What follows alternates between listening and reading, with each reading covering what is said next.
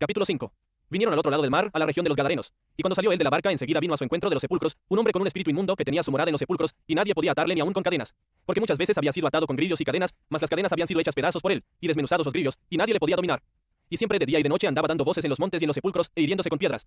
Cuando vio pues a Jesús de lejos, corrió y se arrodilló ante él, y clamando a gran voz dijo: ¿Qué tienes conmigo, Jesús, Hijo del Dios Altísimo? Te conjuro por Dios que no me atormentes. Porque le decía: Sal de este hombre, espíritu inmundo. Y le preguntó: ¿Cómo te llamas? Y respondió diciendo: Legión me llamo, porque somos muchos. Y le rogaba mucho que no los enviase fuera de aquella región. Estaba allí cerca del monte un gran hato de cerdos paciendo, y le rogaron todos los demonios diciendo: Envíanos a los cerdos para que entremos en ellos. Y luego Jesús les dio permiso. Y saliendo aquellos espíritus inmundos entraron en los cerdos, los cuales eran como 2000, y el hato se precipitó en el mar por un despeñadero, y en el mar se ahogaron. Y los que apacentaban los cerdos huyeron y dieron aviso en la ciudad y en los campos, y salieron a ver qué era aquello que había sucedido. Vienen a Jesús, y ven al que había sido atormentado del demonio, y que había tenido la legión, sentado, vestido y en su juicio cabal, y tuvieron miedo.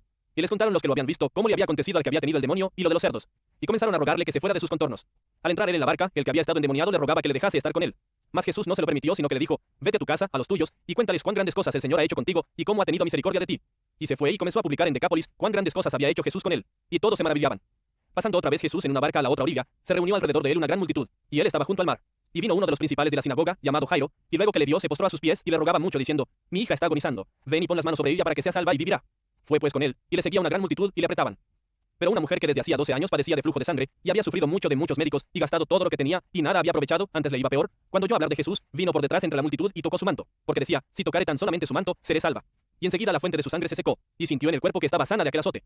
Luego Jesús, conociendo en sí mismo el poder que había salido de él, volviéndose a la multitud, dijo: ¿Quién ha tocado mis vestidos? Sus discípulos le dijeron: Ves que la multitud te aprieta y dices: ¿Quién me ha tocado? Pero él miraba alrededor para ver quién había hecho esto.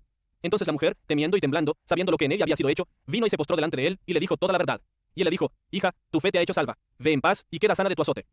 Mientras él aún hablaba, vinieron de casa del principal de la sinagoga diciendo: Tu hija ha muerto. ¿Para qué molestas más al maestro? Pero Jesús, luego que oyó lo que se decía, dijo el principal de la sinagoga: No temas, cree solamente.